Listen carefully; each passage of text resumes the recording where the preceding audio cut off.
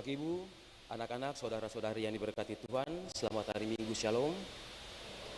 Kami mohon perhatian untuk penyampaian warta MPK di saat ini. Warta Majelis Pekerja Klasis GPM Kota Ambon, Minggu 2 Juni 2024, pukul 09.00 WIB. Jemaat yang Tuhan Yesus Kristus kasihi, selamat pagi Shalom. Majelis Pekerja Klasis GPM Kota Ambon menyampaikan selamat datang bagi Bapak Ibu Saudara-saudari anak-anak di kebaktian ini. Khusus bagi yang baru pertama kali hadir di Gereja Maranatha, kami menyambut kehadiran Bapak Ibu Saudara-saudari anak-anak dengan penuh sukacita. Kami mengucapkan terima kasih kepada jemaat atas seluruh perhatian serta topangan untuk pelayanan dan kesaksian di Gereja Maranatha. Kami juga mengucapkan selamat bagi jemaat yang menikmati sukacita, HUT kelahiran, HUT pernikahan, dan kebahagiaan lainnya di sepanjang minggu ini. Doa kami, Tuhan Yesus senantiasa memberkati. Selanjutnya, kami mohon perhatian jemaat untuk informasi pelayanan sebagai berikut. Dalam rangka pelaksanaan pekabaran Injil Klasis Kota Ambon di Jemaat Patuhuai Klasis Taniwel, maka tim mohon bantuan Bapak Ibu Saudara-saudari untuk menyumbang lewat amplop sehari berkorban yang akan diedarkan pada hari Minggu 9 Juni 2024 dalam kebaktian pukul 9 WIB dan pukul 18 WIB. Penerimaan kolekta Minggu 26 Mei 2024 pukul 9 sebesar 15.162.000, syukur sebesar Rp1.760.000, persepuluhan sebesar Rp3.025.000 dan sarana fisik sebesar Rp1.085.000. Penerimaan kolekta Minggu 26 Mei 2024 pukul 18 WIB sebesar Rp7.374.500, syukur sebesar Rp520.000, persepuluhan sebesar Rp955.000 dan sarana fisik sebesar Rp448.000. Kebaktian Minggu 2 Juni 2024 saat ini dilayani oleh Pendeta Emeritus J. Caheru Lesin. Majelis Jemaat yang bertugas Majelis Jemaat GPM Ebenezer. Pembacaan Alkitab dari Kejadian pasal 41 ayatnya yang ke-37 sampai ayatnya yang ke-57. Yang mengisi pujian dalam kebaktian ini, Solo, Nona Atira Saluteru, Yandro Lumasiang, Marti Sitiana Pesi. Lagu prosesi masuk para pelayan, nyanyian Kidung Jemaat nomor 20, bait yang pertama dan 4. Lagu untuk jabat tangan, nyanyian Kidung Jemaat nomor 410. Jemaat setelah kebaktian akan dilakukan jabat tangan dengan para pelayan di pintu keluar. Karena itu, mohon jemaat menunggu para pelayan mengambil posisi di pintu keluar, baru jemaat menyusul. Demikian warta Majelis Pekerja Klasis GPM Kota Ambon. Atas perhatiannya kami ucapkan terima kasih. Selamat memaknai persekutuan dengan Tuhan dan sesama di kebaktian ini. Tuhan Yesus memberkati. Shalom. Ambon 2 Juni 2024, Majelis Pekerja Klasis GPM Kota Ambon, Ketua Pendeta R.A. Rikumahua MTH, Sekretaris Pendeta M. Takaria MSI. Oh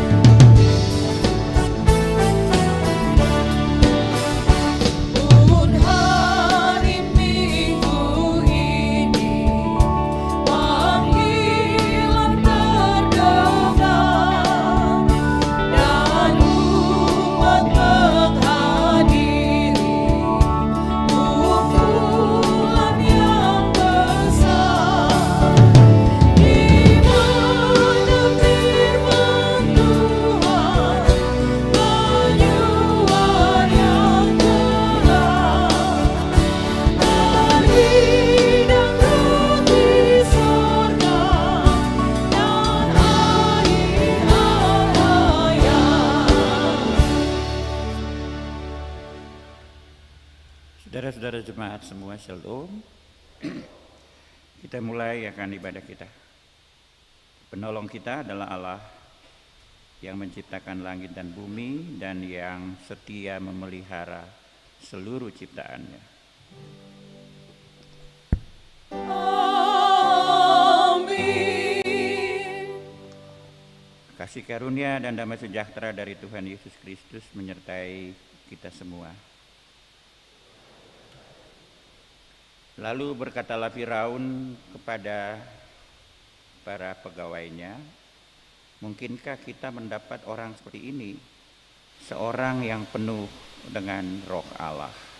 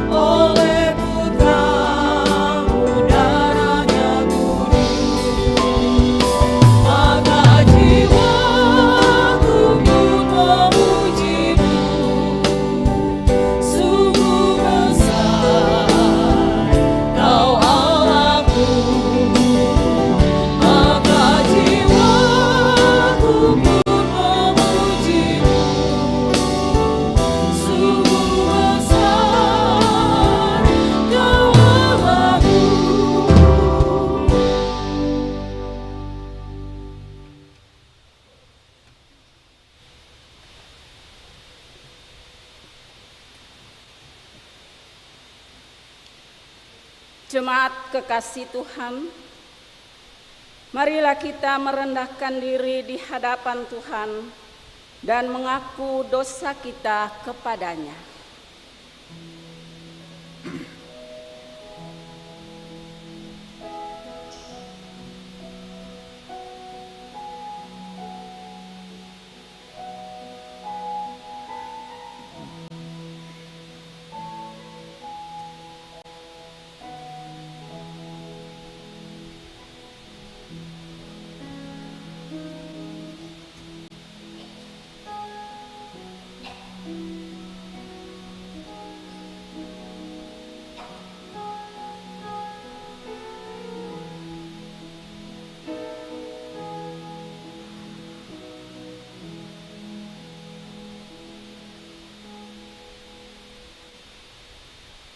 Ya Allah, sebagai manusia yang terbatas, kami mengaku bahwa kami sering tidak setia melakukan apa yang Engkau kehendaki.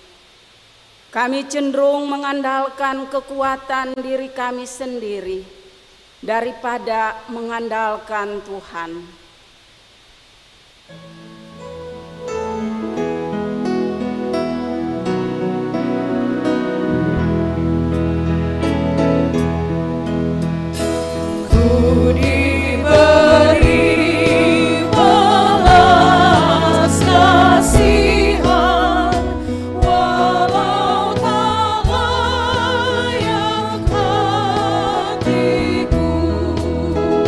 Tadiku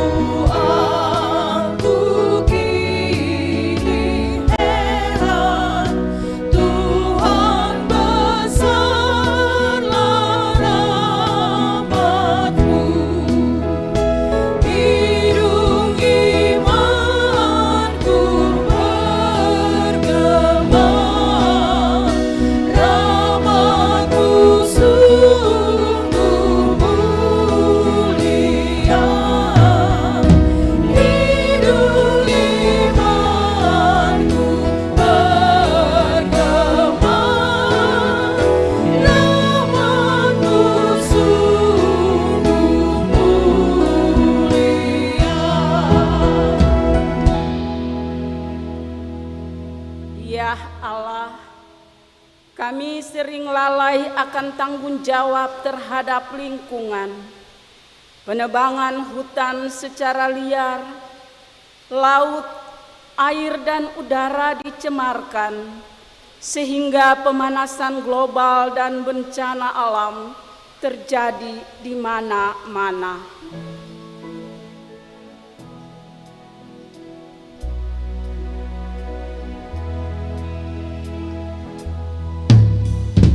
Walau ku patut dihukumkan, Kaulah penuh anugerah. Darah putra-Mu dicurahkan, membasuh dosanya jelas. Di manakah selamatku? Hanyalah dalam rahmat-Mu. Di manakah selamatku? Hanyalah dalam rahmat-Mu.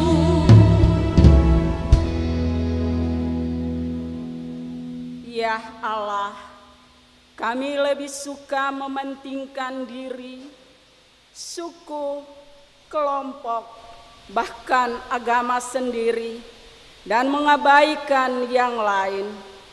Hubungan dengan Tuhan, sesama, dan alam ciptaan sering terabaikan.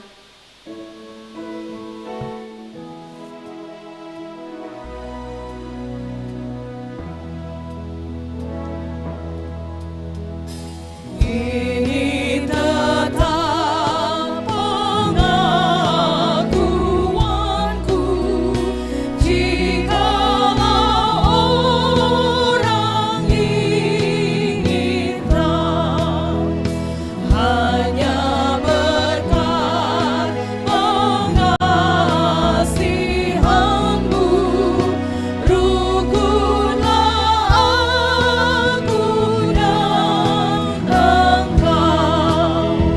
Ku merendahkan diriku dan ku agungkan rahmat-Mu. Ku merendahkan diriku dan ku agungkan rahmat-Mu.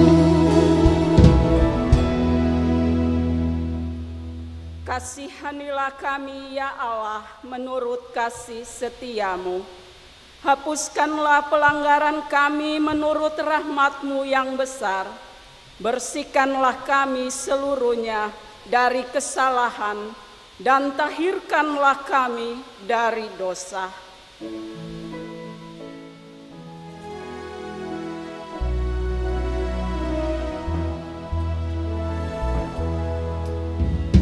Jangan seorang pun di dunia merampas harta hatiku. Dasar percaya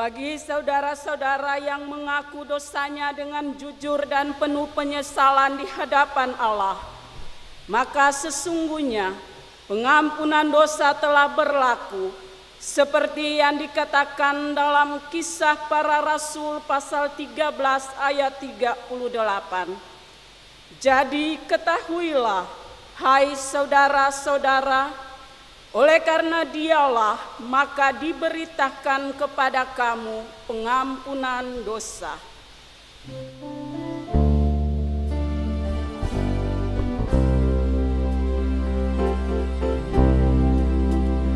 Ku berbahagia, yakin teguh, Yesus abadi kepunyaanku.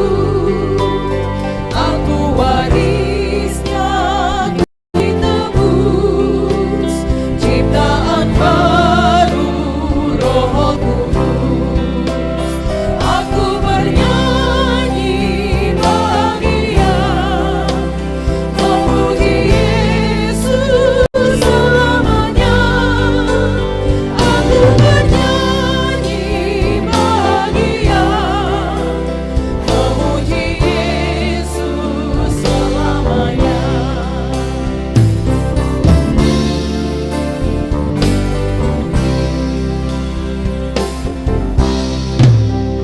Aku serahkan diri penuh dalam Tuhanku, hatiku teduh sambil menyongsong kembalinya. Ku diliputi anugerah, aku bernyanyi bahagia, memuji Yesus selamanya. Aku bernyanyi bahagia, memuji Yesus selamanya.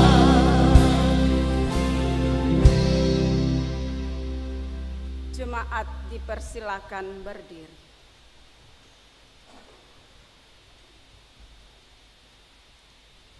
Jemaat, dengarlah dan berlakukanlah petunjuk hidup baru ini dalam hidup saudara-saudara, sebagaimana yang tertulis dalam Roma pasal 13 ayat 8 hingga ayat 10. Janganlah kamu berhutang apapun kepada siapapun juga, tetapi hendaklah kamu saling mengasihi. Sebab barang siapa yang mengasihi sesama manusia, ia sudah memenuhi hukum Taurat. Karena firman, jangan berzina, jangan membunuh, jangan mencuri, jangan mengingini, dan firman lain manapun juga sudah tersimpul dalam firman ini, yaitu kasihilah sesamamu manusia seperti dirimu sendiri. Kasih tidak berbuat jahat terhadap sesama manusia. Karena itu, kasih adalah kegenapan hukum Taurat.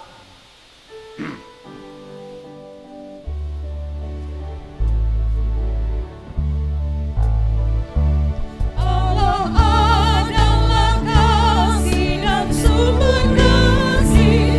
Bukalah hatimu bagi firman-Nya. Allah adalah kasih dan sumber kasih. Bukalah hatimu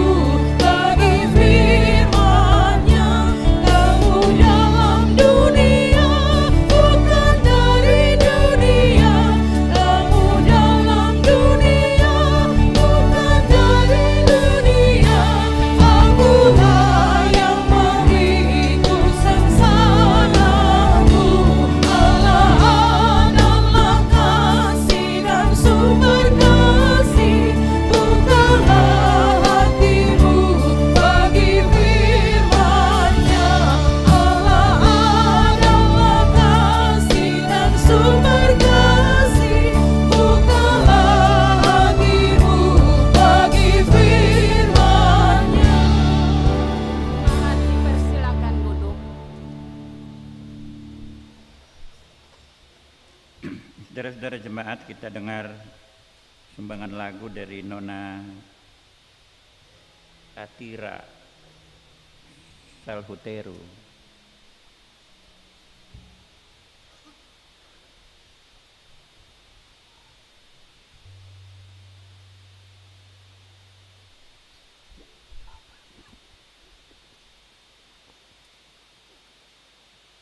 Selamat pagi semua, Shalom.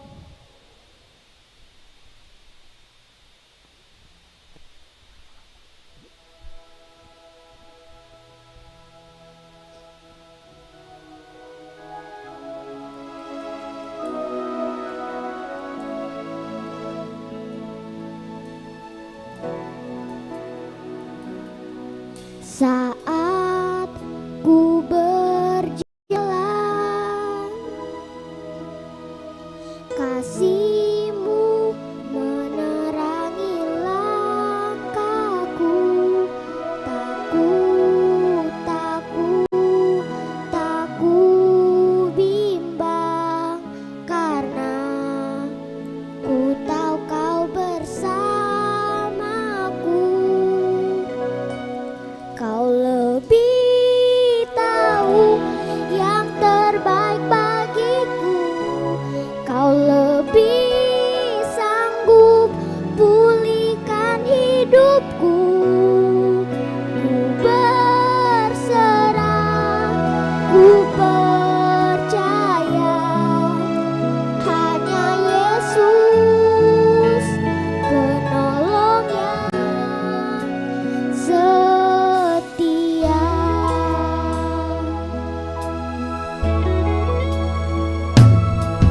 Saat ku berjalan,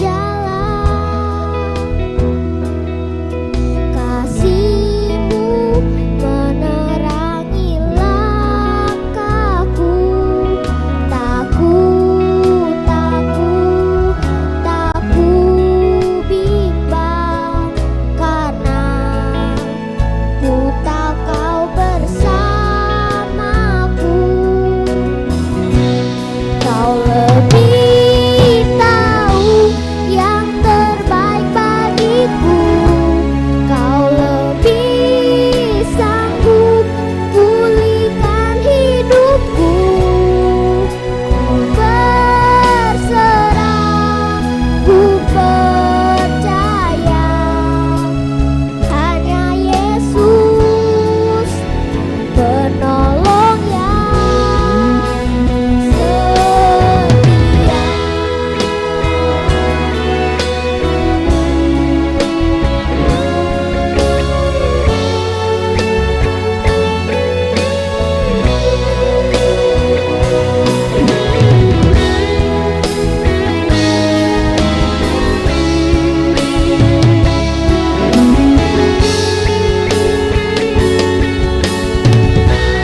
Kau lebih tahu yang terbaik bagiku. Kau lebih sanggup pulihkan hidupku. Ku berserah, ku percaya, hanya Yesus penolong yang setia.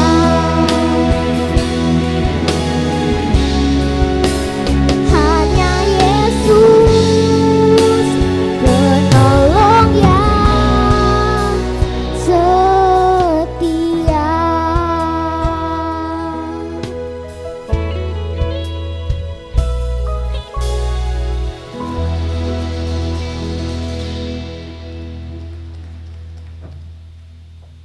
Terima kasih banyak adik kita.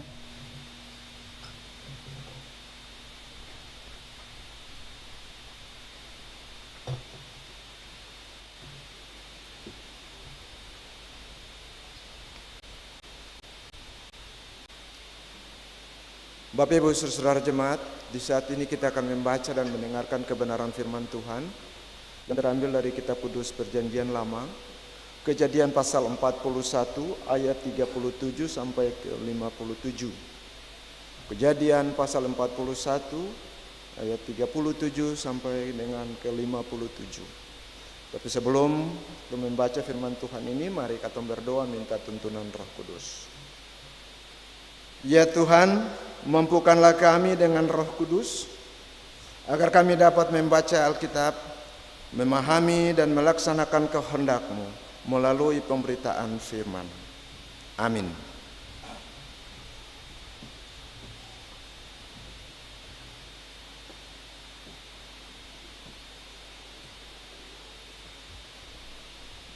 Ya, dengan perikop Yusuf di Mesir sebagai penguasa.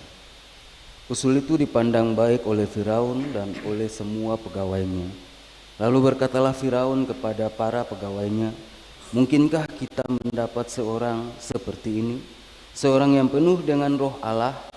Kata Firaun kepada Yusuf, "Oleh karena Allah telah memberitahukan semuanya ini kepadamu, tidakkah ada orang yang demikian berakal budi dan bijaksana seperti engkau? Engkaulah menjadi kuasa atas istanaku, dan kepada perintahmu seluruh rakyatku akan taat. Hanya tahta inilah kelebihanku daripadamu." Selanjutnya Firaun berkata kepada Yusuf, "Dengan ini aku melantik engkau menjadi kuasa atas seluruh tanah Mesir." Sesudah itu Firaun menanggalkan cincin meterainya dari jarinya dan mengenakannya kepada jari Yusuf. Dipakaikanlahnya kepada Yusuf pakaian daripada kain halus dan digantungkannya kalung emas pada lehernya. Lalu Firaun menyuruh menaikkan Yusuf dalam keretanya yang kedua, dan berserulah orang di hadapan Yusuf, "Hormat, demikianlah Yusuf dilantik oleh Firaun menjadi kuasa atas seluruh tanah Mesir." Berkatalah Firaun kepada Yusuf, "Akulah Firaun, tetapi dengan tidak setahumu seorang pun tidak boleh bergerak di seluruh tanah Mesir." Lalu Firaun menamai Yusuf Sahnat Paenai, serta memberikan Asnat anak Potifera Imam Dion kepadanya menjadi istrinya. Demikianlah Yusuf muncul sebagai kuasa atas seluruh tanah Mesir. Yusuf berumur 30 tahun ketika ia mendapat Firaun, raja Mesir itu. Maka pergilah Yusuf dari depan Firaun, lalu dikelilinginya seluruh rakyat tanah Mesir.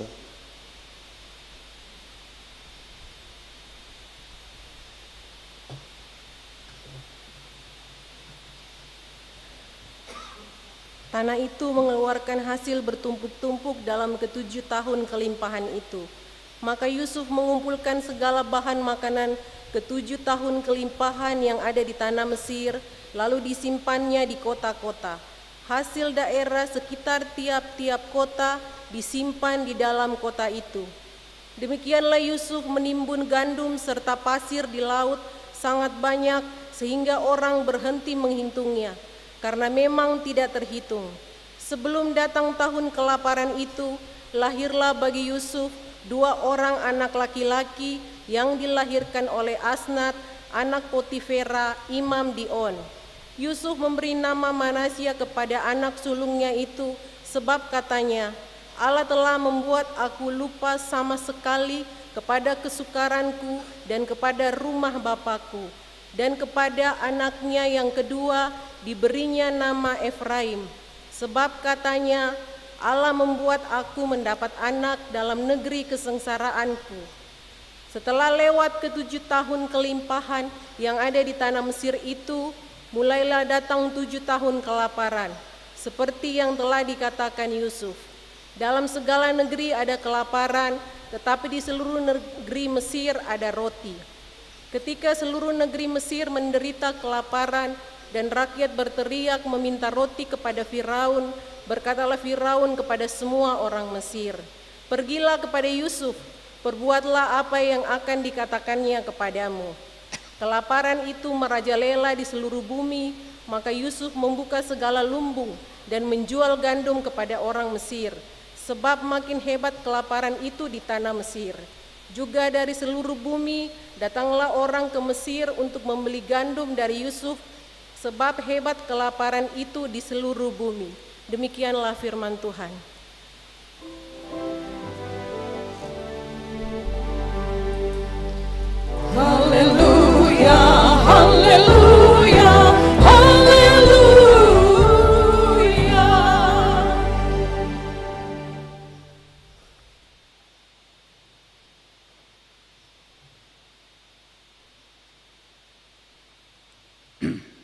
Saudara-saudara jemaat Shalom, saudara sekalian, tema bulanan dan tema mingguan kita menarik untuk saya ingin merasionalisasi tema ini, kedua tema ini.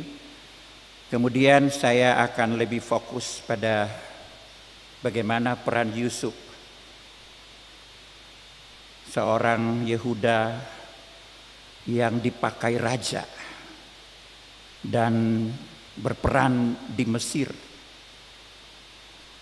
Kita akan melihat bagaimana Yusuf berperan dan mengapa Firaun, seorang raja, mempercayakan kepercayaan yang luar biasa hebat, besar kepada Yusuf, seorang perantau, seorang asing. Tema kita adalah menjaga alam sebagai rumah bersama, dan tema mingguan kita adalah berhikmat menghadapi krisis pangan. Satu, kita bicara tentang alam, menjaga alam, dan yang kedua kita bicara tentang krisis pangan. Kita akan melihat peran Yusuf di tengah-tengah krisis pangan yang dihadapi oleh Mesir ketika itu. Saya akan coba khotbah tidak panjang, saudara. Saudara, kita tahu padang yang sangat tandus ya, gurun Sahara. Itu dataran yang tandus. Menurut seorang ahli sejarah, gurun Sahara itu dulunya dia merupakan lahan gandum terbesar di dunia. Lahan gandum terbesar di dunia. Tetapi kemudian lahan gandum terbesar di dunia itu menjadi tandus, kering. Tidak ada lagi bekas-bekas dari mekarnya gandum yang memberi makan semua orang di dunia. Lahan pangan yang hebat. Jadi gurun Sahara itu dulunya itu lumbung pangan dunia, saudara. Kalau saya bisa mengatakan gurun Sahara itu lumbung pangan dunia, ya. Saya tidak tahu apakah Maluku lumbung ikan nasional, nanti kita bicara di dalam khotbah saya. Tapi yang mau saya katakan adalah kenapa kemudian lumbung pangan dunia itu habis. Alamnya rusak. Semuanya hancur dan yang ada adalah ketandusan. Alam menjadi rusak. Apa yang terjadi? Yang terjadi adalah karena kerakusan manusia. Kerakusan manusia biasanya bangsawan-bangsawan Romawi itu kita tahu peristiwa-peristiwa gladiator. Mereka membangun gedung-gedung besar dan mereka membunuh binatang-binatang buas dan menjadi gedung-gedung gladiator, dan makin hari makin dibunuh binatang-binatang buas. Pohon-pohon besar ditebang habis-habisan untuk kepentingan membuat tempat tidur bagi para bangsawan. Akibatnya apa? Krisis pangan terjadi, saudara. Dan saya kira cerita singkat ini mau mengatakan kepada kita bahwa krisis pangan terjadi, bisa terjadi dan pasti terjadi ketika alam salah kita gunakan.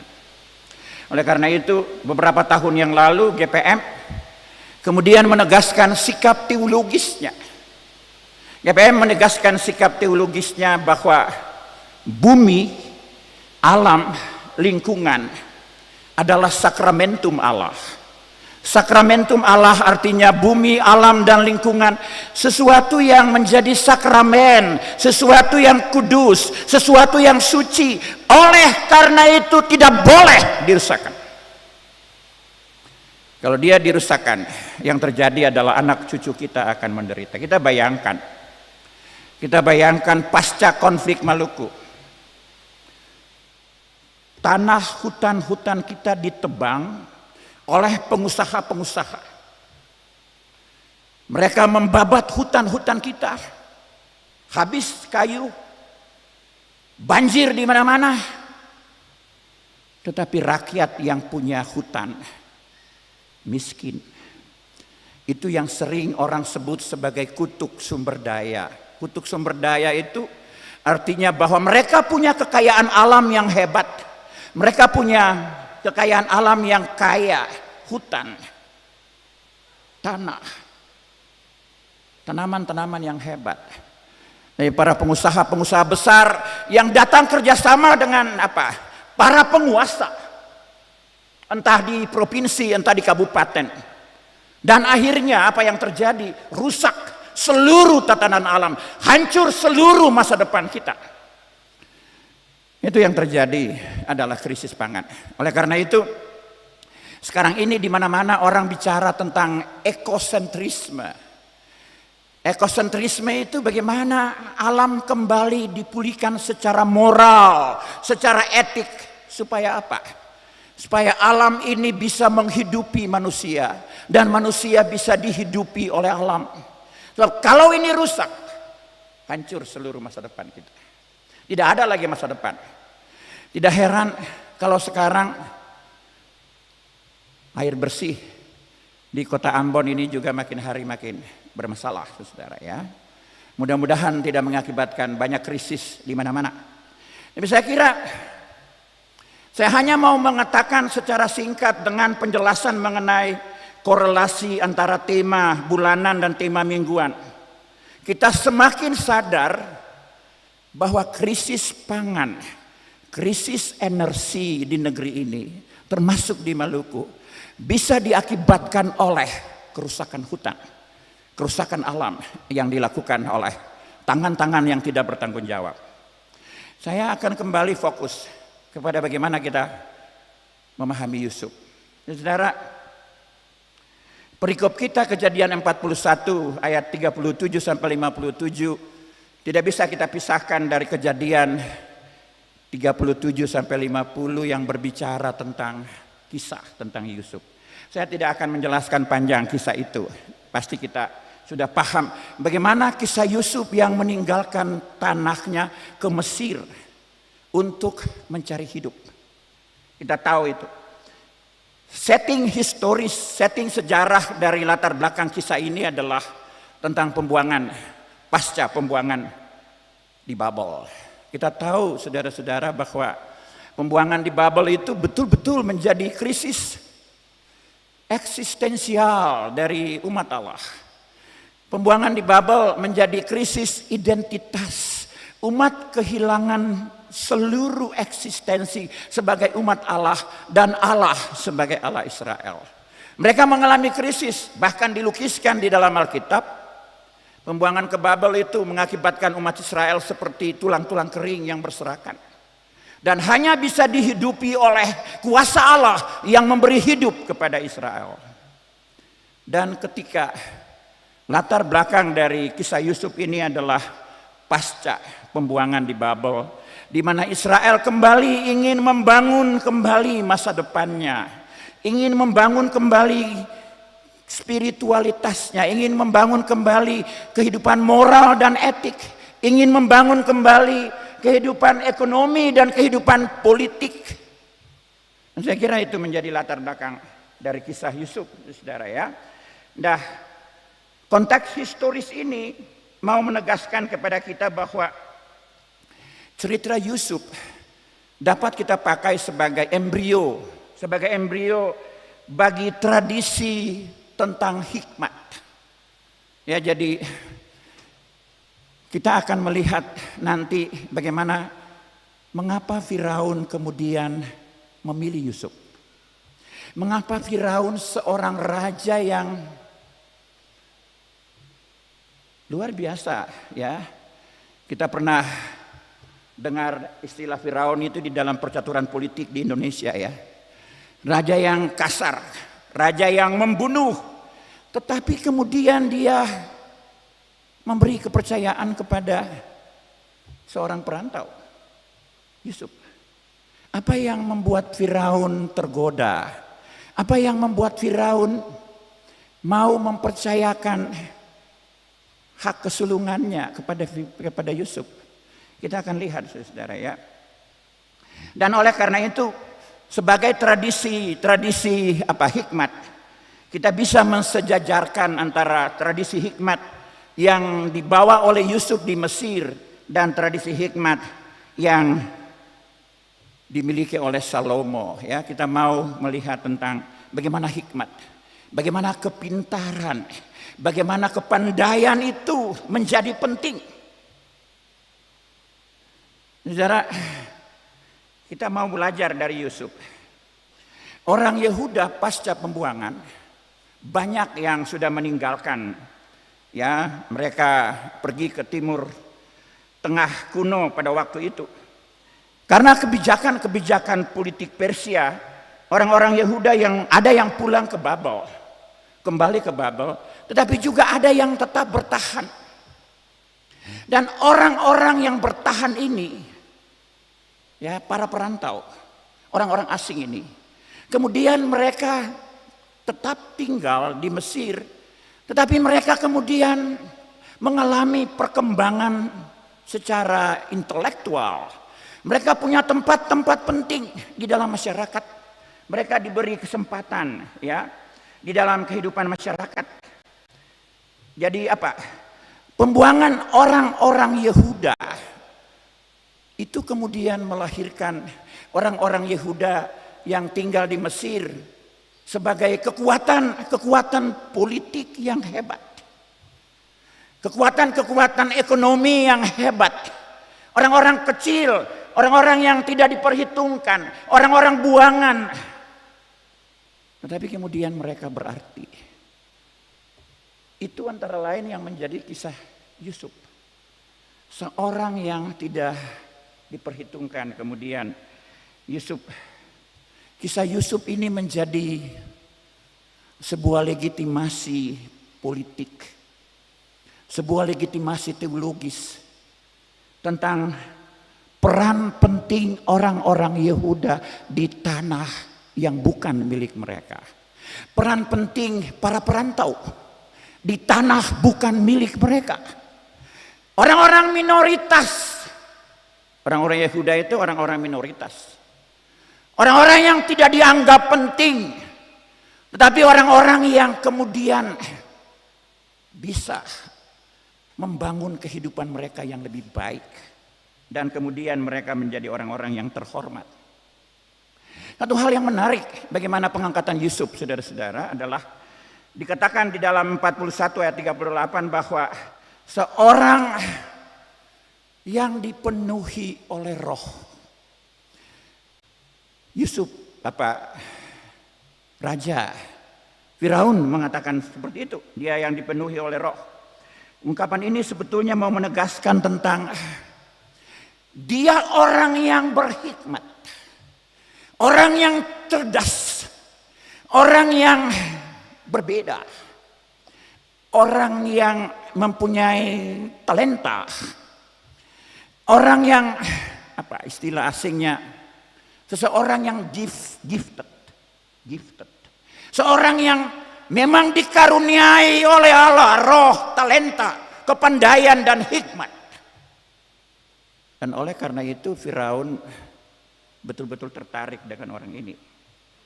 Ya, dan di dalam teks memberi pesan bahwa dengan Firaun memilih Yusuf, sebetulnya secara tidak langsung Firaun telah memberi kesempatan ruang dan memfasilitasi orang-orang Yehuda, orang-orang asing di dalam proses-proses pemerintahan, proses-proses politik.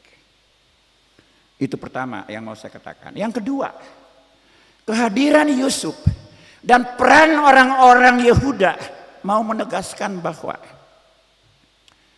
sindrom minoritas. Saya ulangi, sindrom minoritas atau minority complex yang ada pada orang-orang Yehuda. Saya tidak tahu apakah orang-orang Kristen di negeri ini pernah merasa sindrom minoritas atau tidak. Apakah kita merasa minority complex? Dan oleh karena itu kita tidak mau berperan. Kita merasa kecil. Kita merasa tidak dihormati. Kita merasa untuk apa kita sibuk sebab kita ini minoritas. Tidak. Bagi orang-orang Yehuda, mereka malah berperan. Mereka malah mengambil pemerintahan. Ya saudara-saudara sekalian, Yusuf diberi kuasa. Tidak hanya pemerintahan Mesir tunduk, tetapi seluruh rakyat tunduk kepada Yusuf. Ada enggak di Indonesia ini kita tunduk kepada seorang asing yang minoritas? Di Mesir, bukti yang paling nyata dari kenyataan itu, Yusuf diberi atau mempunyai hak istimewa. Seorang perantau, seorang minoritas, tetapi dia diberi hak istimewa. Kenapa? Karena peran ilahi bagi Yusuf. Punya hikmat, punya roh, punya kepandaian, punya kepintaran. Dan dia dipakai. Dia diberi, bukan cuma dia, tetapi para pengawal pun diberi tempat, diberi fasilitas. Kekuatannya total seluruh hidup. Ya dia apa ya, di seluruh kekuasaannya final. Kekuasaannya disahkan. Dia diberi cincin meterai. Apa maksudnya? Dia diberi kuasa mengatur keuangan, kuasa finansial, kuasa hukum. Saudara, kalau seorang yang diberi kuasa mengatur hukum, mengatur keuangan, apalagi kuasa apalagi yang tidak dia miliki? Semua dia miliki. Dia malah diberi jubah kain lenan, tanda kebesaran yang diberikan kepada Yusuf. Saudara, bahkan dia diberi rantai emas. Jadi kekuasaan Yusuf luar biasa. Kekuasaan rantai emas itu menandakan kekuatan, kebesaran, dan kekayaan. Saudara, dia punya hukum. Dia menguasai hukum, dia menguasai keuangan, dia menguasai politik, dia menguasai kekayaan, dia menguasai kekuatan. Tidak ada lagi sesuatu yang diragukan di dalam kepemimpinan Yusuf. Kenapa? Oleh karena dia berhasil untuk menafsir mimpi Firaun. Dia mengemukakan solusi ekonomi kepada Firaun. Bagaimana menghadapi krisis pangan yang akan terjadi di tengah-tengah masyarakat. Dan oleh karena itu mengapa Yusuf dipercaya habis-habisan, saudara? Dia minoritas, dia perantau, dia bukan orang asli. Saudara, kita pernah juga mempersoalkan pendatang dan asli di Ambon. Ketika konflik, saya hanya mau mengingatkan kepada kita fakta Yusuf sebagai pendatang yang juga dipakai Allah. Tidak hanya peran-peran politik tetapi juga peran ekonomi dipercayakan Yusuf sebagai pendatang, sebagai orang asing, sebagai minoritas. Kenapa?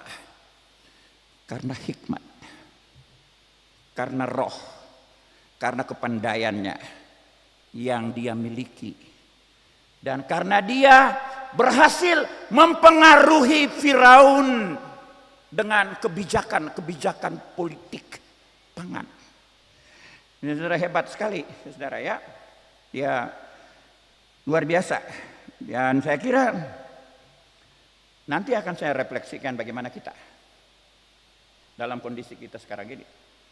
Saya kira kemudian di pasal 47 sampai 52 bagian ini menjelaskan tentang hikmat Yusuf, kepandaian Yusuf bukan sesuatu yang abstrak.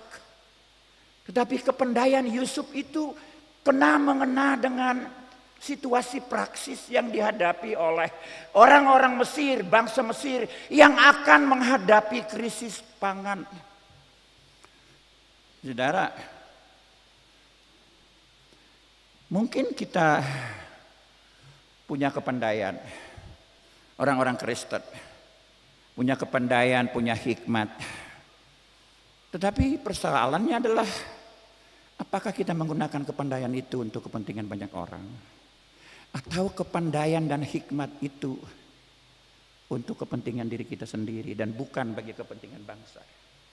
Saya kira itu pertanyaan-pertanyaan yang penting untuk kita. Ketika kita mendapatkan kepercayaan dari kekuasaan. Saya tidak tahu apakah kita mendapatkan kepercayaan dari penguasa di negeri ini atau tidak. Tidak usah negara, tetapi di Maluku, apakah kita mendapatkan kepercayaan atau tidak? Sebagai orang-orang minoritas. Yusuf punya privilege. Ya, dia punya privilege yang juga luar biasa. Karena kapasitas. Bukan cuma kapasitas intelektualnya, tetapi juga kapasitas moral, kapasitas etika, kapasitas spiritualnya. Dia tidak korupsi. Dia bermoral, dia berkarakter.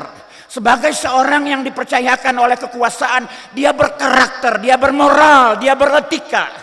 Itu yang membuat Firaun sangat menghormatinya. Itu yang membuat kekuasaan sangat menghormatinya. Dan oleh karena itu, saudara tahu, dia tidak hanya diberikan kekuasaan politik, dia tidak hanya diberikan kekuasaan hukum, dia tidak hanya diberikan kekuasaan ekonomi, dia tidak hanya meminta rakyat tunduk kepada Yusuf, tetapi juga dia diberikan kekuasaan budaya. Orang yang diakui di tengah masyarakat budaya Mesir. Oleh karena itu, dia bisa kawin dengan Asnat.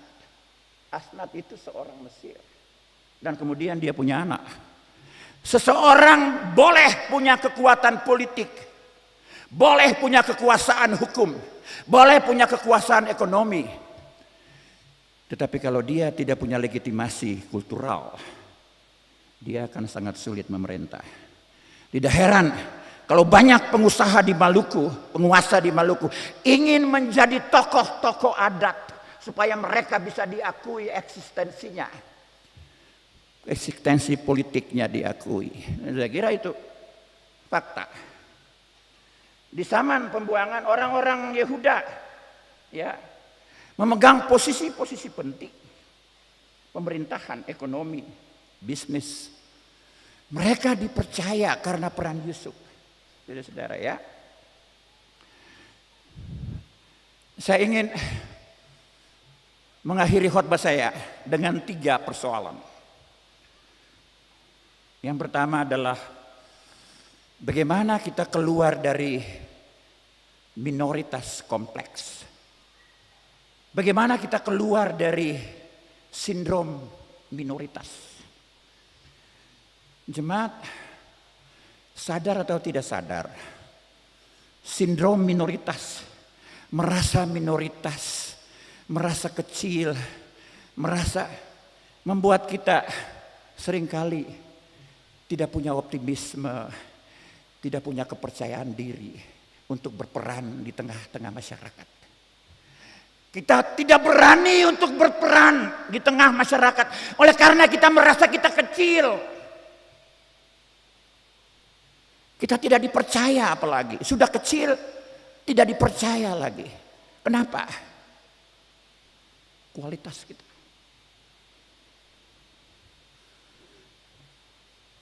Kalau kita sudah kecil, oke.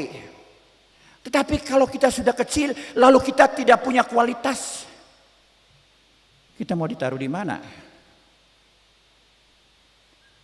Saudara-saudara, minoritas kompleks harus kita akhiri. Orang tidak percaya kepada kita, kita sendiri tidak percaya kita. Sindrom ini sangat banyak dialami oleh orang-orang Kristen di Maluku. Ya, saya kira masih saya berani bilang itu. Kita terlalu merasa kecil, terlalu merasa tidak berdaya, terlalu merasa orang lain lebih hebat dari kita. No! We have this country. Dan oleh karena itu, kita mesti punya fighting spirit yang kuat. Sebab kalau tidak, kita akan dilecehkan oleh semua orang. Kita tidak punya apa-apa, kita tidak bisa ini, tidak bisa itu, tidak bisa ini, tidak bisa itu. Kenapa? Karena minoritas kompleks yang ada di dalam diri kita. Mungkin negara ini secara kuantitatif orang lain ikut mendirikannya. Tetapi secara kualitatif kita semua ikut mendirikan negara ini. Dan oleh karena itu saya ingin mengatakan, segera kita akhiri minoritas kompleks. Kalau tidak, kita tidak bisa berbuat apa-apa di negeri ini. Kita merasa kecil, padahal beberapa waktu yang lalu kita merayakan tentang peristiwa kebangkitan Kristus. Peristiwa kebangkitan Kristus artinya Kristus menang. Kita percaya kepada Tuhan yang hidup, Tuhan yang bangkit, bukan Tuhan yang mati. Dan oleh karena itu, we are the winners. Kita adalah pemenang. Kita menang atas segala kuasa. Kalau Kristus sudah menang atas kuasa maut, kuasa apa lagi yang tidak bisa dikalahkan oleh Kristus? Kuasa politik, kuasa ekonomi. Kristus telah mengalahkannya. Dan oleh karena itu kita harus tegar, kuat, menjadi orang-orang yang seperti baja, tegar, kuat. Karena kita pemenang, Kristus bangkit. Tetapi juga kita harus menjadi orang-orang yang rendah hati. Kita menjadi orang-orang yang rendah hati. Dan bukan orang-orang Kristen yang cengeng. Kita telah mengalami kuasa kebangkitan Allah yang memberi kita hidup, yang memberi kita pengharapan, yang memberi kita motivasi, yang memberi kita maju untuk menjadi orang-orang pemenang. Kenapa harus sindrom minoritas? Kenapa harus minoritas kompleks? Akibatnya kita tidak bisa berbuat apa-apa. Yang kedua, saudara-saudara, bagaimana mengatasi sindrom minoritas? Sindrom minoritas hanya bisa kita atasi ketika kita menghidupi kreativitas, inovasi kita yang kuat. Yusuf menjadi pemimpin. Dia tidak isolated.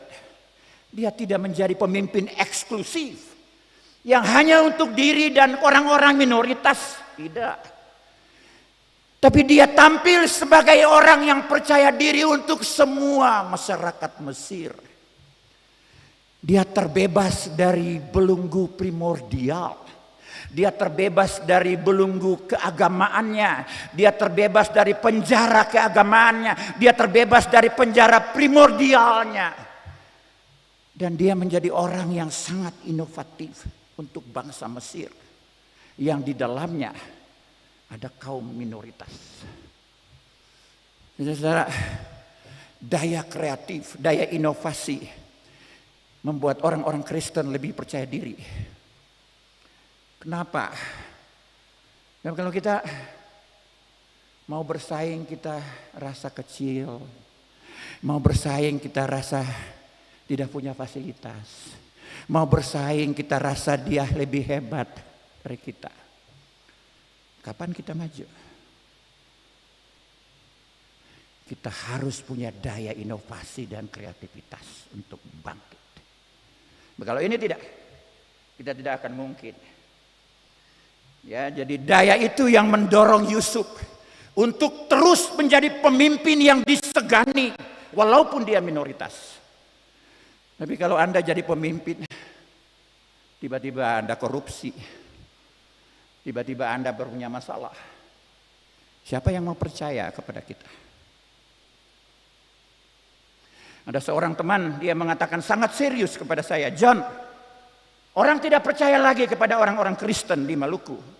Kenapa? Saya tanya kenapa? Dia bilang begini, tidak ada bukti. Saya kaget juga. Maksud kamu tidak ada bukti gimana? Orang-orang Kristen bicara tentang keadilan, orang-orang Kristen bicara tentang kekuasaan, orang-orang Kristen bicara tentang cinta kasih. Tetapi orang-orang Kristen menginjak-injak itu semua. Tidak ada bukti. Kita mengatakan tentang kasih Allah yang hebat bagi kita. Tapi kita menginjak-injak kasih Allah itu di dalam hidup kita. Dan oleh karena itu tidak ada bukti. Saya kira Ibu Bapak dan saudara-saudara jemaat, saya merasa itu juga untuk saya. Bukan untuk jemaat saja, untuk para pendeta juga, untuk gereja juga. Tidak ada bukti.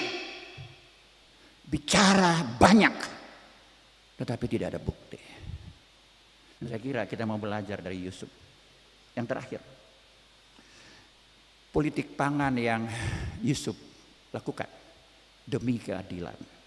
Saudara, Yusuf tidak hanya menggait keuntungan. Kalau dia biasanya, kalau orang sudah mendapatkan kekuasaan, kebesaran, apa saja, dia garap kekuasaan itu untuk dirinya sendiri dan dia tidak peduli untuk orang lain. Yusuf tidak. Yusuf membangun lumbung-lumbung pangan gandum. Di mana dia bangun? Di pusat-pusat daerah yang kecil. Lumbung-lumbung pangan dia bangun, mengisi gandum di mana-mana. Di mana-mana dia bangun, di mana-mana. Ya, di mana-mana, di kota-kota kecil dia bangun, ya. Di sentralisasi ekonomi pinggiran yang menghasilkan keadilan bagi seluruh rakyat. Saya ingatkan kepada semua politisi, calon gubernur dan wakil gubernur, kalau Anda terpilih, ingat rakyat. Sebab kalau tidak, Anda tidak dipercaya. Ini bukti.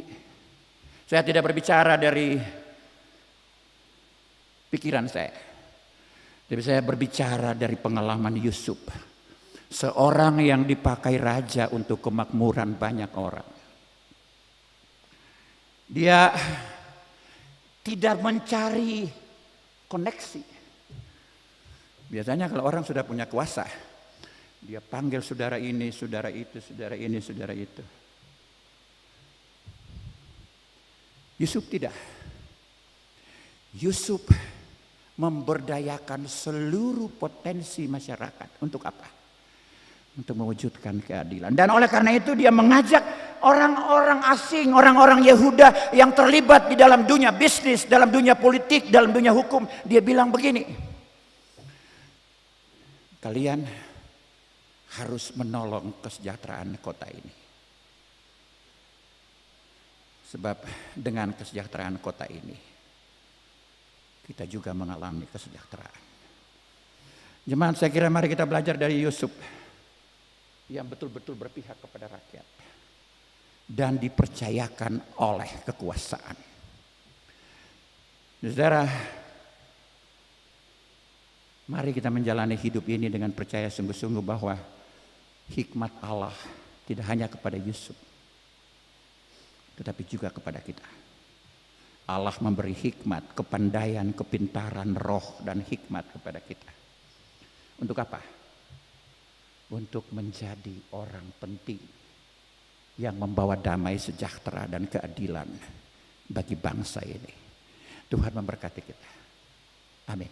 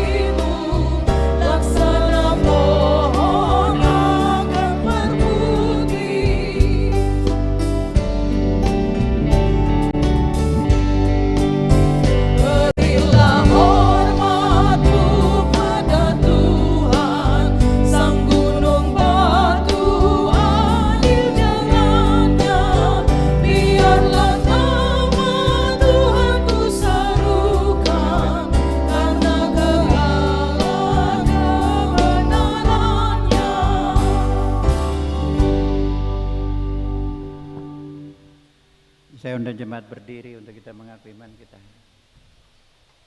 Mari dengan semua orang di mana saja kita mengucapkan pengakuan iman rasuli bersama-sama. Kita mulai. Aku percaya kepada Bapa Khalik langit dan bumi, dan kepada Yesus Kristus anaknya yang tunggal Tuhan kita, yang dikandung daripada Roh Kudus, lahir dari anak darah Maria, yang menderita di bawah pemerintahan Pontius Pilatus, disalibkan, mati dan dikuburkan, turun ke dalam kerajaan. Hari yang ketiga bangkit pula dari antara orang, naik ke surga, duduk di sebelah kanan Allah Bapa yang Maha Kuasa, akan datang dari sana untuk menghakimi orang yang hidup. Percaya kepada Roh Kudus, gereja yang kudus, persekutuan orang beriman, pengampunan dosa, kebangkitan dari. Amin. Silakan duduk. Saya persilakan Yandre Lumasiang untuk membawa lagunya. Yandre.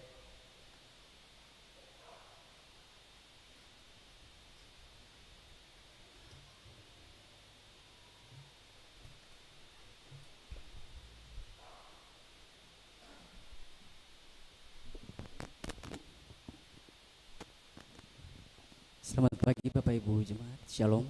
Semoga lagu yang Meta bawakan di saat ini menjadi berkat bagi katong semua.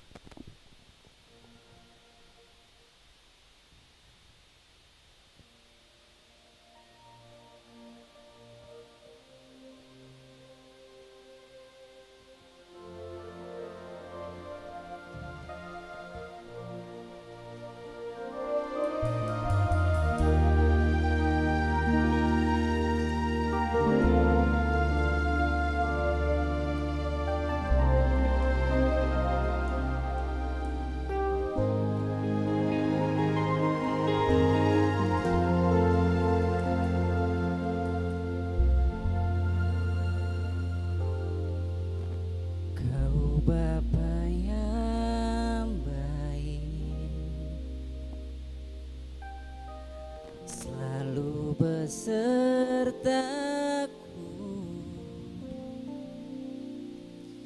setiap detik, setiap waktu.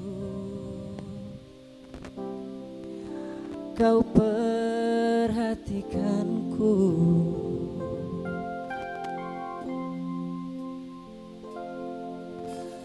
Kau Bapa yang selalu menjagaku.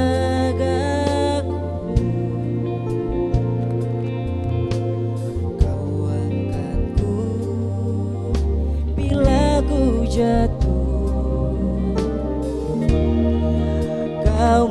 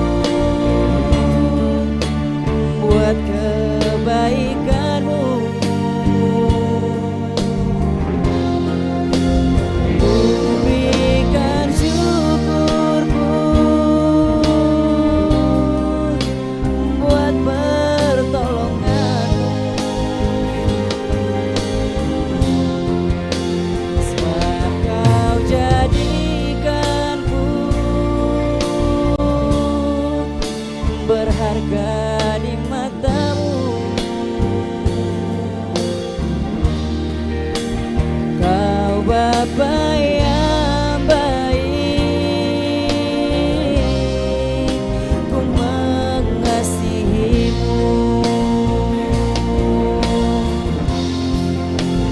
Ku berikan syukurku buat kebaikanmu. Ku berikan syukurku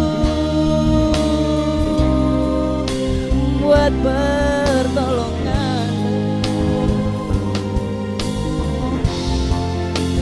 sebab kau jadikanku berharga di matamu. Kau Bapa yang baik,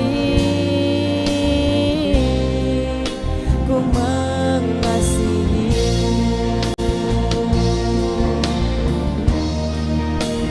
Kau Bapa yang baik, ku mengasihimu.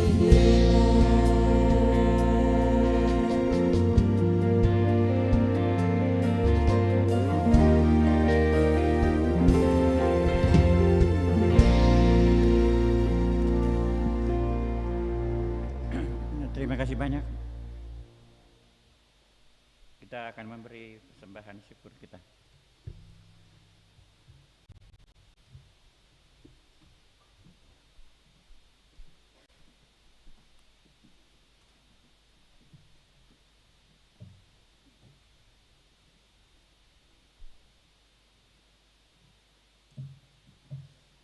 Jemaat yang Tuhan Yesus kasihi, sebelum kita memberikan persembahan kita akan dengar anjuran. Tuhan telah mengaruniakan kepada kita hidup dan berbagai berkat yang menopang hidup kita. Semua pemberian Tuhan itu mesti digunakan untuk memuliakan Dia melalui pelayanan bagi sesama dan lingkungan. Muliakan Tuhan dengan harta benda pemberiannya.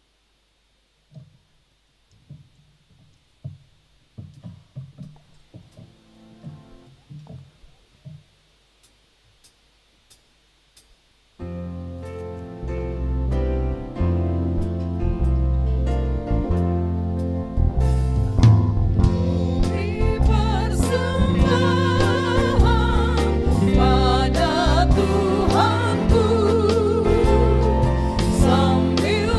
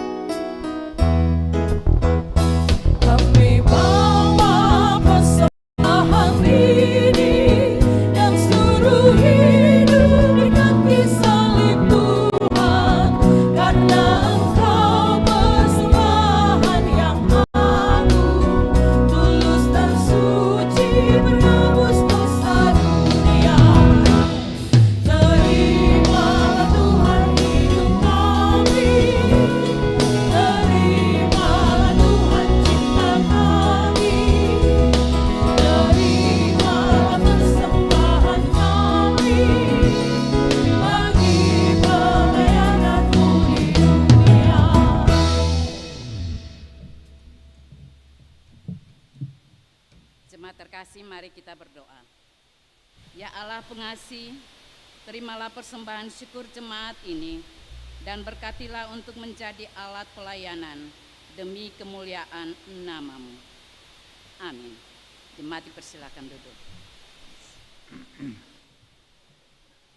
Kita dengar solois dari Marti Sitania Pesi.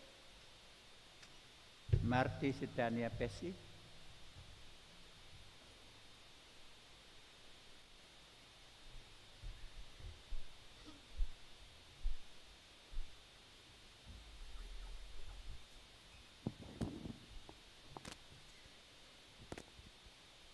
Selamat pagi Bapak Jemaat, Shalom. Kiranya lagu yang beta bawakan di pagi hari ini boleh menjadi berkat sukacita dalam memasuki usbu yang baru.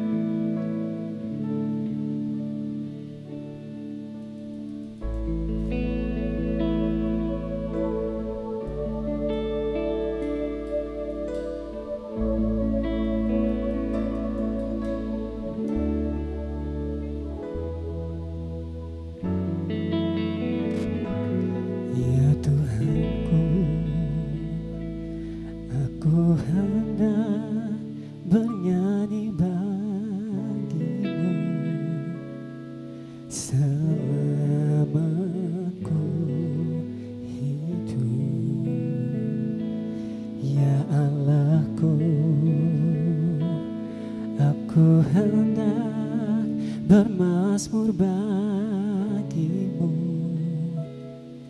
selagi ku ada. Inilah yang ku renungkan setiap waktu. Nyanyian pujian dan pengagungan kepadamu.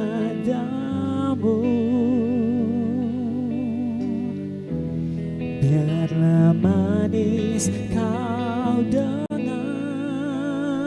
Tuhan, manis kau dengar Tuhan, dan hatiku bersuka karena-Mu.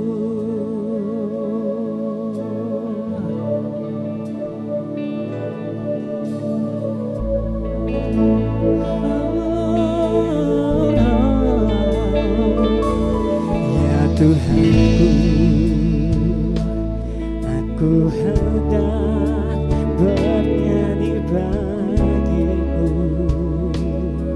selama ku hidup.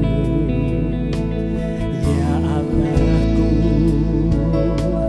aku hendak bermazmur bagimu selagi ku ada. Inilah yang ku renungkan setiap waktu. Nyanyian pujian dan pengagungan kepadamu.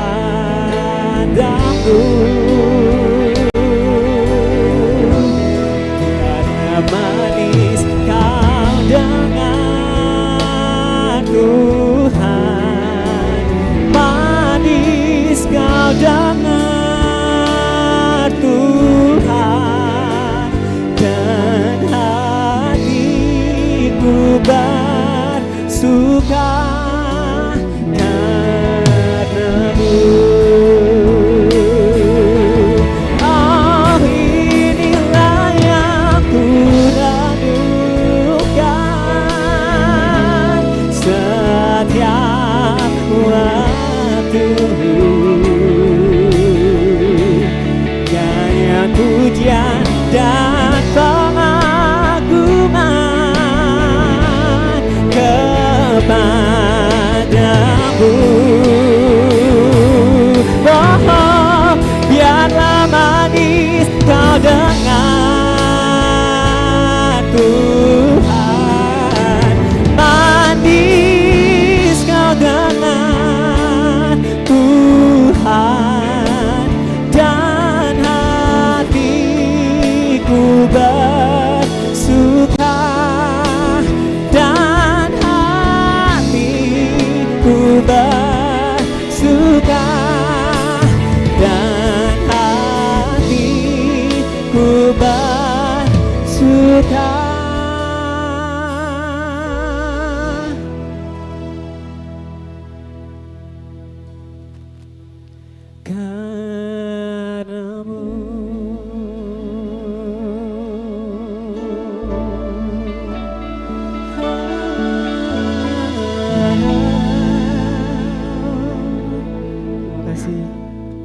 Terima kasih banyak, Bu. Sekalian kita mau berdoa. Sebelumnya saya klarifikasi satu. Tadi ada pengumuman saya emeritus, saya belum emeritus. Masih 4 tahun baru emeritus. Saya ajak kita berdoa bersama-sama. Mari kita berdoa. Bapa yang baik dalam Tuhan Yesus, kami bersyukur di pagi ini, di hari Dominggu, hari kemenangan, sebab Tuhan menghantar kami dengan ajaib memasuki hari ini melalui berbagai persoalan-persoalan hidup, melalui kegembiraan, sukacita, tetapi juga dengan kekecewaan-kekecewaan. Kami percaya di balik semua kenyataan hidup ada maksud Tuhan yang baik untuk kami. Dan maksud Tuhan itu adalah Tuhan mau menghadirkan damai dan sukacita. Kadang damai dan sukacita dari Tuhan seringkali berbeda dengan damai dan sukacita menurut kami. Mungkin penderitaan itu adalah bagian dari damai dan sukacita. Sepanjang kita menderita atas nama Yesus, di situ kita mengalami kebahagiaan dan sukacita. Oleh karena itu, ajar kami untuk menikmati hidup ini utuh. Jangan sepenggal-sepenggal. Tapi kami mau mengalami Tuhan dengan utuh, apa adanya, tidak dibuat-buat. Supaya kami menjadi orang-orang percaya yang setia kepada Tuhan. Tuhan, tolong kami di tengah-tengah negeri ini supaya kami tegar berdiri seperti burung Garuda yang kuat, tegar. Bukan orang-orang yang lembek, bukan sebagai orang-orang yang ikut-ikut saja, bukan sebagai orang-orang yang merasa kecil. Minoritas adalah fakta keberadaan kami, tetapi minoritas kompleks adalah sesuatu yang kami buat sendiri. Oleh karena itu, Tuhan tolong kami untuk equal, menjadi setara dengan siapapun. Karena itu kami harus berhikmat. Tolong kami untuk mendapatkan hikmat-Mu. Dan mendapatkan hikmat itu hanya satu, takut Tuhan. Cari dulu kerajaan Allah dan segala isinya. Tuhan akan memberikan segalanya termasuk kekuasaan kepada kita. Ajar kami Tuhan agar kepandaian, hikmat, kecerdasan yang dituntun oleh Roh membuat kami supaya hikmat, kecerdasan, kepandaian kami buktikan dengan perbuatan baik. mewujudkan keadilan kepada sesama. Bukan hanya kepada orang-orang Kristen, tetapi kepada semua umat manusia, lingkungan. Sebab di situ Tuhan memanggil kami, mengutus kami sebagai para pemimpin. Kami semua Tuhan panggil untuk memimpin. Tuhan mengatakan di dalam penciptaan, kamu harus melakukan segalanya yang telah aku buat. Itu panggilan kepemimpinan bagi kami semua. Tinggal motivasi kami masing-masing. Tuhan tolong kami semua supaya kami bisa berbuat banyak untuk negeri ini. Apapun kecilnya kami, apapun lemahnya kami, apapun kurangnya kami, apapun terbatasnya kami. Sebab Tuhan mengutus kami bukan bejana yang penuh,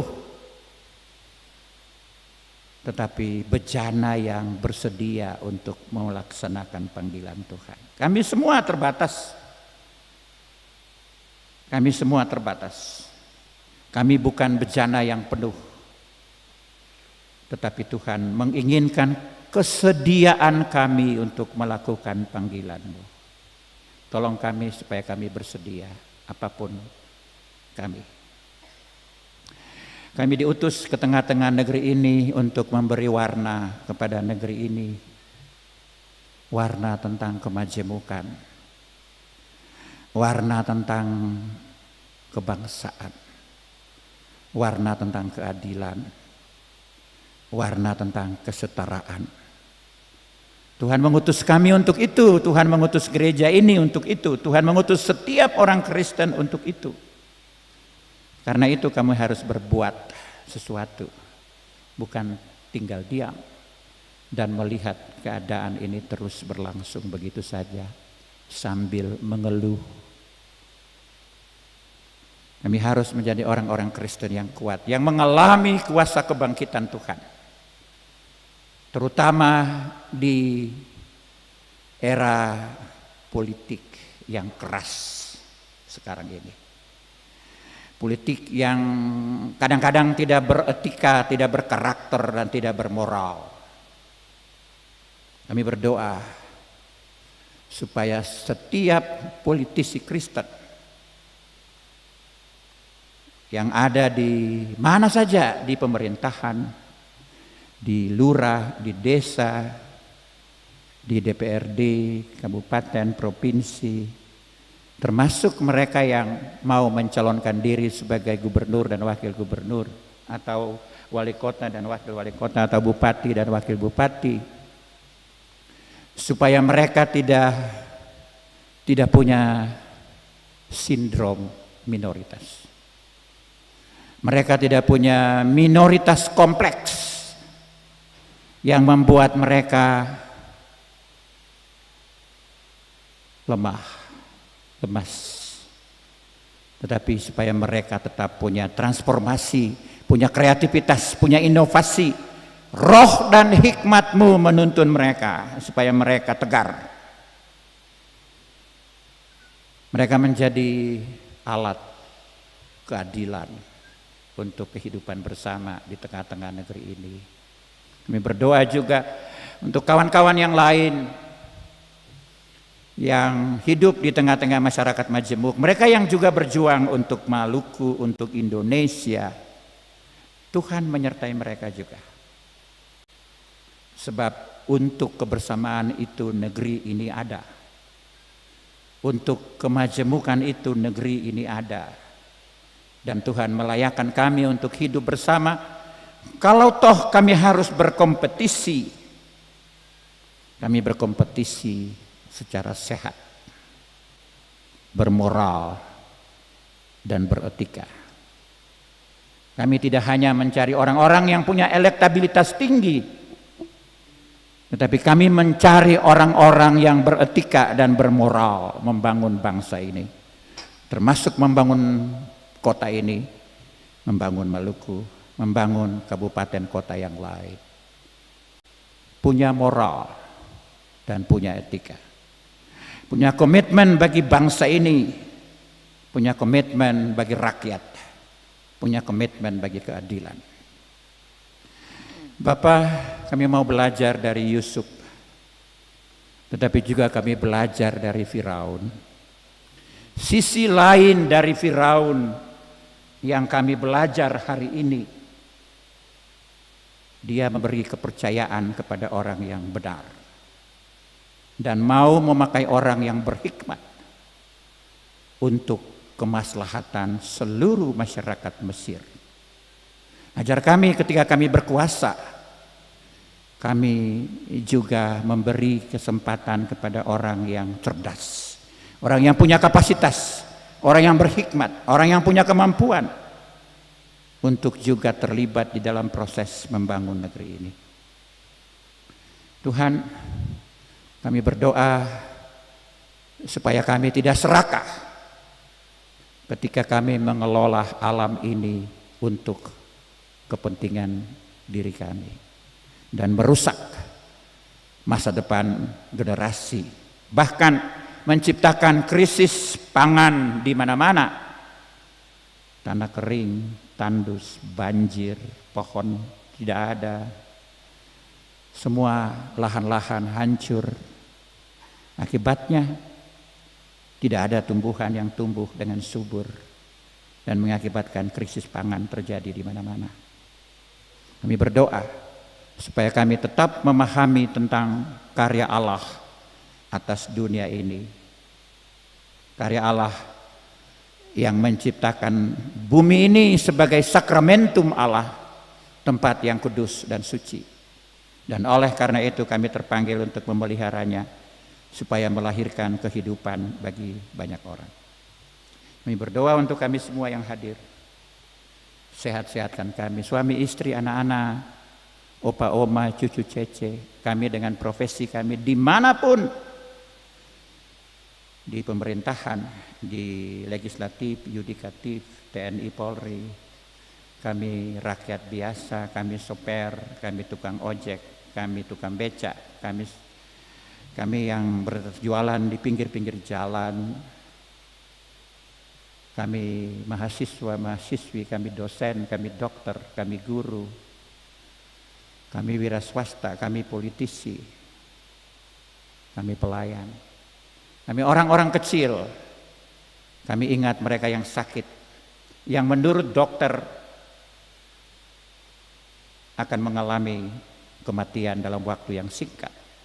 Kami ingat mereka dan menopang mereka supaya keajaiban terjadi dengan mereka. Mereka yang di rumah sakit atau di rumah-rumah mereka. Tuhan memberkati. Anak-anak kami semua yang ada di rantau karena pendidikan-pendidikan mereka, pekerjaan-pekerjaan mereka, atau suami, istri yang sekarang ini di rantau karena pekerjaan, karena tuntutan-tuntutan dinas. Tuhan memberkati. Proses-proses politik pilkada ke depan kami serahkan kepada Tuhan. Tuhan tahu siapa yang pantas. Tuhan tahu siapa yang baik. Tuhan tahu siapa yang layak. Karena itu kami berdoa, meminta Tuhan memilih yang baik menurut Tuhan. Dan kami tahu pasti kalau yang baik bagi Tuhan pasti baik untuk kami semua. Ini doa kami. Terima kasih banyak untuk suara-suara yang indah, solo dan singers, band, semua yang menopang kegiatan ini termasuk kostor, kolektaan, majelis. Ini doa kami. Kami minta ampun untuk semua kesalahan kami, termasuk kalau ada kekurangan di dalam pelayanan kami. Tuhan ampuni kami. Ini doa kami, ampuni kami dalam nama Yesus yang mengajar kami berdoa Bapa kami bersama-sama. Dikuduskanlah namamu, datanglah kerajaanmu, jadilah kehendakmu di bumi seperti di sorga. Berilah kami pada hari ini makanan kami yang secukupnya dan ampuni kami akan kesalahan kami. Seperti kami sudah tahu mengampuni orang yang bersalah kepada kami. Dan janganlah membawa kami ke dalam pencobaan, tapi lepaskan kami dari yang jahat, karena Engkau yang punya kerajaan dan kuasa dan kemuliaan sampai selama-lamanya. Amin. Saya undang jemaat berdiri.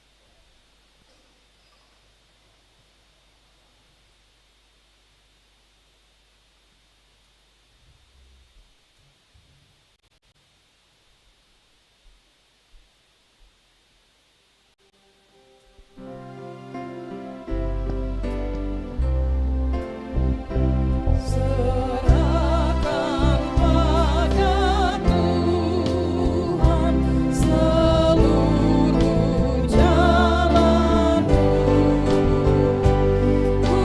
khawatirmu semua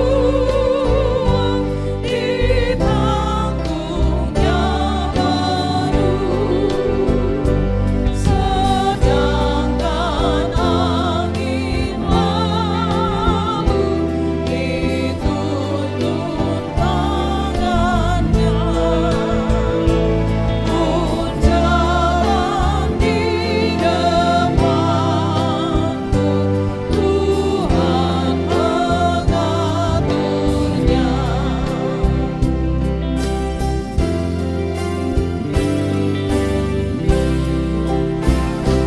Tegap senantiasa, percayalah teguh, tak mungkin kau binasa di pergumulanmu.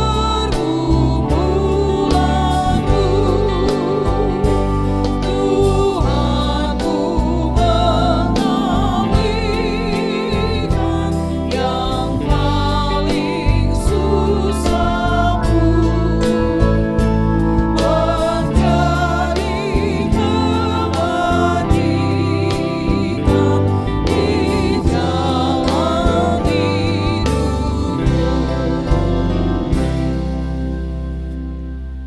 Saudara-saudara jemaat, kebaktian yang kita laksanakan bersama hendaknya memaknai kehidupan kita sehari-hari.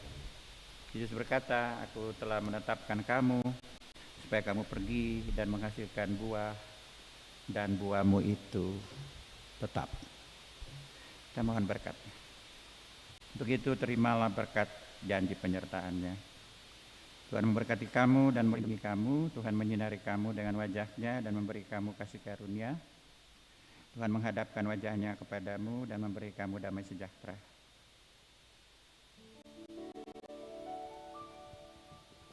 Amin, amin, amin.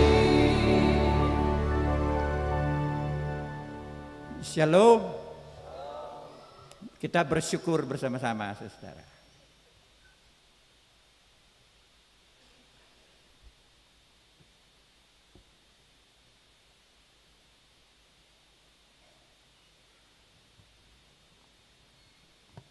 Saudara jemaat, selamat hari Minggu. Shalom.